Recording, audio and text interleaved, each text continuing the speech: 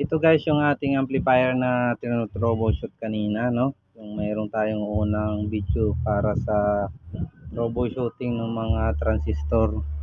Yan. Successful naman yung lahat ng ating operasyon guys. Yan. Malinis na siya ngayon, no? Ang naging problema pa natin dito siya ay yung Bluetooth niya. Yan. Kasi itong mga ipis na to, yun ang dahilan yung ipis na yun, yung ano, kadiri. Yung dahilan ng ano, iniputan kasi na iniputan ng mga ipis. Yung IC na yan ayan. Napagkalit lang yan Ayan, yan yung may tama sa Bluetooth. Connected siya pero hindi siya makapagbato ng maayos na sounds, no?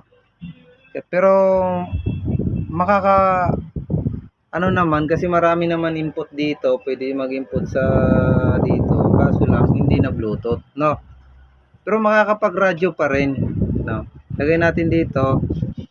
Yan, makakapag-radyo pa rin siya dito pag ilagay natin sa radyo. Yung pagsagap lang ng sounds. Yan pwede pa siyang makapag-radyo, yan. Pero sa Bluetooth, yan. Ito yung Bluetooth niya. Ayan, ayan, connected connected. Siya nagsabing connected Ayan i-ano natin to. Ayan dapat magsasound siya na yan Dalawang cellphone ang sinubo ko. Ganun pa rin. Ayan. Kahit anong gawin dyan kahit anong gawin sayaw talaga Yan. Pero pwede naman yan magamitan ng Bluetooth, no? Gawin natin pause muna natin Pag ganito guys, nasira na kayong Bluetooth, mayroon pang second option pa. Ito, wireless Bluetooth Ayan. Para kasi uso na ngayon, hawak-hawak lang yung cellphone makakapag-video okay na kayo. Hindi na uso yung DVD ngayon So ngayon, para hawak-hawak nyo yung cellphone, ito yung gagamitin nyo. Dahil may input naman to ditong sounds. Ito, ayan. I-charge nyo to dito kasi di-charge to. Pero pag na full charge to, matagal naman to nalulubat Yan. Ayan. So ngayon, ito, po-provide lang kayo ng gaya nito. Yan. I-input nyo doon kung saan siya natunog. Yan. Kung saan siya. Hanapin nyo lang yung input doon sa likod. Sa tip ba o kahit saan dyan. Basta tumunog yun. Yan So dito nyo yan i-input.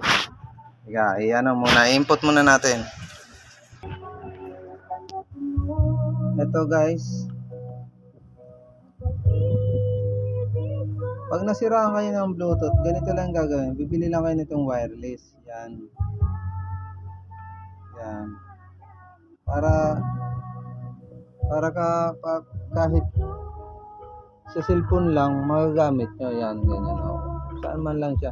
Naka-charge yan. Pag lobat, i-charge nyo lang. Ay pag di full charge naman yan mamomonitor nyo naman sa cellphone nyo kung full charge siya. Yan, di ba? Pag ganyan pwede ka makapag Bluetooth pa rin. Pwede rin. Lakasan natin.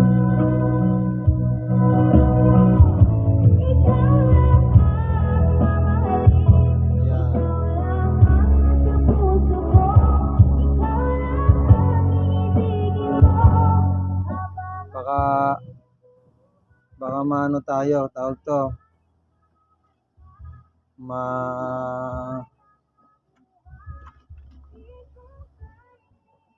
ma-copyright tayo. Kailangan natin yan. Okay na guys, ganun lang ang pag-troubleshooting guys, no? Ang sira niya lang mga transistor talaga. Transistor lang guys. Kasi troubleshoot na to sa mga resistor. So okay naman. Transistor na lang yung aking nakitang sira, no? Yan. Okay guys, at least meron kayong natutunan, no? Ang problema ko pa pala yung mic pa, no? Gagawin ko pa yung mic kasi walang mic siya. Hello, hello. Yan ah. Hello, hello, hello. Napagkahina ng mic niya. Hello, hello, hello, hello, mic test. Hello, hello, hello, hello. Gagawin pa natin ng mic para mas maganda yung ano natin. Para wala talagang problema. Okay guys, sa atin na to baklasin at medyo marami-rami itong kakalasin para sa mic ko. Ako, lahat-lahat. Bali ano? Ito ang mahirap dito pag nagkalas kayo ng sa mic. Ayan o. Dito kakalasin nyo to lahat o. 1, 2, 3, 4, 5, 6. Yan. Tapos dalawa lang yung papalitan nyo kasi parang palyado na itong dalawa. You know? Kasi dito, okay naman dito o. Yan o.